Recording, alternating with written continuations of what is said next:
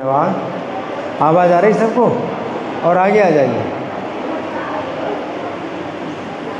आज बहुत ही पवित्र दिन है। दो महापुरुषों की तिरुभाव, दो महापुरुषों का तिरुभाव है आज। कौन से दो? पहले कौन है? गदाधर पंडित। सबसे पहले गदाधर पंडित हैं और दूसरे श्रील भक्ति विनोद ठाकुर। इन दोनों का तिरुभाव आज के दिवस पर पड़ रहा है। इस कारण से बहुत ही पवित्र दिन है। जो गदाधर पंडित हैं, आप लोगों में से कितने लोग हरे कृष्ण मंत्र का माला पर जप करते हैं? माला पर जप करते हैं, माला पर हाथ उठाइए। एक दो, ज़्यादा लोग नहीं करते। तो जो माला पर जप करते हैं तो प्रत्येक माला के पहले वो एक मंत्र बोलते हैं एक बार। वो कौन सा मंत्र है? कौन सा मंत्र? हाँ, 5 नाम है। 5 नाम में सबसे पहला नाम क्या है? श्री कृष्ण चैतन्य। दूसरा नाम क्या है? प्रभु नित्यानंद। तीसरा नाम क्या है? श्री अद्वैत। और चौथा नाम गदाधर। और पांचवा नाम श्रीवास पंडित। तो जो चौथे नंबर में कौन है? गदाधर पंडित। आज उनका तिरुभाव दिवस है, उनका तिरुभाव दिवस है। अभी गदाधर पंडित कौन है? बहुत ही बड़ी बात है ये। गदाधर पंडित कौन है? ब्रज लीला में जो श्रीमती राधा रानी, ब्रज लीला में जो श्रीमती राधा रानी हैं, वे गौर लीला में गदाधर पंडित हैं। अभी तो बड़े आश्चर्य की बात है, राधा रानी ये तो स्त्री हैं। तो ब्रज लीला में जो राधा रानी स्त्री हैं, तो हमेशा भगवान की अर्धांगिनी है, सहचरी हैं, उनकी पत्नी हैं। तो हमेशा तो स्त्री होती हैं, स्त्री के रूप में रहती हैं। तो गदाधर पंडित के रूप में अवतार लिया उन्होंने, पुरुष के रूप में। इसका क्या कारण? राधा रानी गौर लीला में पुरुष रूप में अवतार लिया उन्होंने। इसका क्या कारण है? राधा रानी तो स्त्रियों में ब्रज की जो सखियां हैं, ब्रज की जो गोपियां हैं, उनमें सर्वश्रेष्ठ हैं राधा रानी। तो स्त्री के रूप में हमेशा रहती, राधा रानी हमेशा स्त्री के रूप में रहती हैं और पुरुष रूप में कृष्ण हैं। गोविंदम आदि पुरुषम। तो कृष्ण जो है आदि पुरुष हैं और राधा रानी आदि प्रकृति हैं। तो उनकी प्रकृति हैं, आह्लादनी शक्ति हैं। तो गौर लीला में वो पुरुष रूप में कैसे आ गए? इसका क्या कारण? कौन बताए? राधा रानी पुरुष रूप में कैसे आई? क्यों आई गौर लीला में? आश्चर्य है कि नहीं? हाँ बताइए। हाँ, क्योंकि राधा रानी जानती हैं इस अवतार में श्री कृष्ण चैतन्य महाप्रभु रूप में क्या करेंगे? संन्यास लेंगे। और संन्यास लेंगे तो स्त्रियों के संग से दूर रहेंगे। तो जो राधा रानी हैं, भगवान का संग करने के लिए उन्होंने क्या किया? पुरुष रूप में आए और संन्यास भी लिया। तो गदाधर पंडित जो है, उन्होंने जो है इस अवतार में क्या किया? संन्यास लिया। क्यों संन्यास लिया? क्योंकि भगवान श्री कृष्ण चैतन्य महाप्रभु रूप में संन्यास ले लेते हैं। तो गदाधर भी जो है संन्यास ले करके और जगन्नाथपुरी में रहे, है ना। तो गदाधर पंडित जो है भगवान कृष्ण के साथ में वो उसी प्रकार रहते थे जैसे श्री कृष्ण के साथ राधा रानी। हाँ, लेकिन चूँकि भगवान चैतन्य सन्यासी हैं, तो सन्यासी किसी स्त्री के साथ तो रह नहीं सकते। आजकल बहुत से सन्यासी हैं जो उनको भ्रष्ट कहा जाता है, बड़ी निंदा की जाती है कि स्त्री के साथ रहते हैं। कोई सन्यासी स्त्री के साथ रहे तो बड़ी निंदा की बात है। भगवान कृष्ण चैतन्य महाप्रभु में सन्यासी हैं, तो राधा रानी के साथ कैसे रह सकते हैं? तो राधा रानी के साथ अगर रहना है तो राधा रानी को भी क्या बनना पड़ेगा, सन्यासी बनना पड़ेगा। इसलिए गदाधर पंडित भी क्या बने, सन्यासी बने, है ना। उनका बहुत ही दिव्य चरित्र है राधा रानी का। और भक्ति विनोद ठाकुर, भक्ति विनोद ठाकुर जो है ये ब्रजलीला में मंजरी हैं। कौन सी मंजरी हैं, कमल मंजरी। ब्रजलीला में कमल मंजरी हैं ये भक्ति विनोद ठाकुर।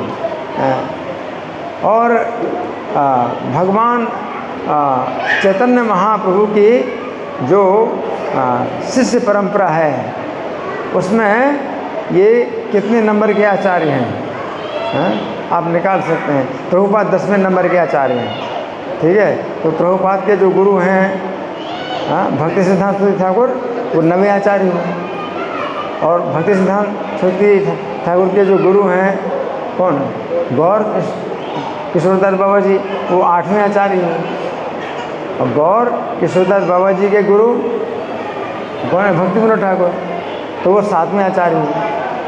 तो भक्ति विनोद ठाकुर जो है चैतन्य महाप्रभु शिष्य परंपरा में कितने नंबर के आचार्य हैं, 7वें नंबर के आचार्य हैं, है ना। तो भक्ति विनोद ठाकुर ने चैतन्य महाप्रभु जब चले गए, इस धराधाम से चले गए, तो कई अपसंप्रदाय बन गए थे जो कि चैतन्य महाप्रभु के जो है शिक्षाओं का पालन नहीं करते थे, लेकिन अपने को दिखाते थे कि हम चैतन्य महाप्रभु के अनुयायी हैं। तो भक्ति विनोद ठाकुर ने ऐसे 13 अपसंप्रदायों का जो है पर्दाफाश किया कि ये लोग चैतन्य महाप्रभु के अनुयायी नहीं हैं। जैसे प्राकृत सहजिया एक संप्रदाय है, और सखी भेकी एक संप्रदाय है, और दरवेश करता भाजा, इस तरह से ऐसे सब अपसंप्रदाय हैं। तो भक्ति विनोद ठाकुर ने इनका पर्दाफाश किया, क्योंकि भगवान चैतन्य की शिक्षाओं के अनुसार कार्य नहीं करते हैं, चलते नहीं हैं, और इस प्रकार से भगवान चैतन्य महाप्रभु को कलंकित करते थे। तो इस प्रकार से भक्ति विनोद ठाकुर की जो गुरु परंपरा है वो चैतन्य महाप्रभु से आ रही है, और भक्ति विनोद ठाकुर की शिष्य परंपरा में हम लोग आ रहे हैं। तो इस प्रकार से हमें जो है बहुत बड़ा सौभाग्य प्राप्त हुआ है कि चैतन्य महाप्रभु शिष्य परंपरा में हम लोग आ रहे हैं। चैतन्य महाप्रभु शिष्य परंपरा में हम लोग क्या करते हैं, 4 नियमों का कठोरता से पालन करते हैं। मांसाहार नहीं, व्यभिचार नहीं, जुआ नहीं, नशा नहीं, और 16 माला का जप करते हैं। तो ये जब शिक्षाएं हैं, ये जो नियम है, ये हमें चैतन्य महाप्रभु की शिष्य परंपरा में प्राप्त हुए। और जो लोग इन नियमों का पालन नहीं करते, वे चैतन्य महाप्रभु की शिष्य परंपरा में नहीं हैं। तो बहुत से ऐसे अपसंप्रदाय हैं जो कि जैसे व्यभिचार, तो वो लोग जो है व्यभिचार को भी जो है वो खुला व्यभिचार करते हैं, और उसमें जो है वो अपने को चैतन्य महाप्रभु का अनुयायी बताते हैं, अपने को वैष्णव बताते हैं। तो भक्ति विनोद ठाकुर के समय में बहुत से ऐसे जो थे पाखंड बहुत ज़्यादा था, और चैतन्य महाप्रभु के जो है अनुयायियों के नाम पर वो जो है पाखंड फैला रहे थे। तो भक्ति विनोद ठाकुर की कई प्रकार के योगदान हैं। उनमें से एक प्रकार का योगदान ये भी है कि जितना भी चैतन्य महाप्रभु के नाम पर पाखंड फैल रहा था, तो उनका जो है पर्दाफाश किया उन्होंने कि हमारे जो है चैतन्य महाप्रभु के जो है संप्रदाय में नहीं है, और चैतन्य महाप्रभु की क्या शिक्षाएं हैं, और ये लोग उनका क्या किस प्रकार से खंडन करते हैं, चैतन्य महाप्रभु की शिक्षाओं के विरुद्ध कार्य करते हैं, है ना।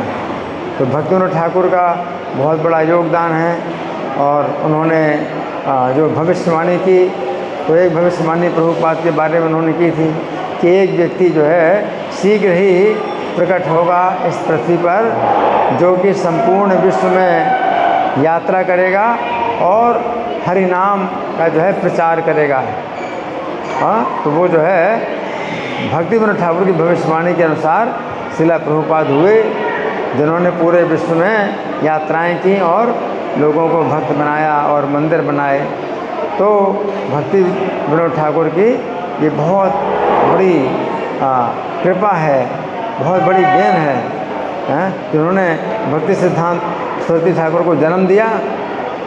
और भक्ति सिद्धांत सरस्वती ठाकुर की बहुत बड़ी देन है कि उन्होंने प्रभुपाद, जो हमारे शिला प्रभुपाद हैं, तो उनको जो है दिया। प्रभुपाद पूरे विश्व को जो है उन्होंने प्रभुपाद, जो हमारे शिला प्रभुपाद हैं, तो बहुत बड़ा ये जो है देन है। तो भक्ति विनोद ठाकुर का जो है आज तिरुभाव दिवस है। तो हमें प्रार्थना करना चाहिए गदाधर पंडित से और भक्ति विनोद ठाकुर से कि जैसी भगवान चैतन्य की कृपा गदाधर पंडित के ऊपर हुई और जैसी चैतन्य महाप्रभु की कृपा भक्ति विनोद ठाकुर के ऊपर हुई, उस कृपा का बिंदु हमें प्राप्त हो जाए तो हमारा जीवन सफल हो जाए। शिला गदाधर पंडित तिरुभाव तिथि महामहोत्सव की जय। शिला भक्ति विनोद ठाकुर तिरुभाव तिथि महामहोत्सव की जय। शिला प्रभुपाद की जय। हरे कृष्ण।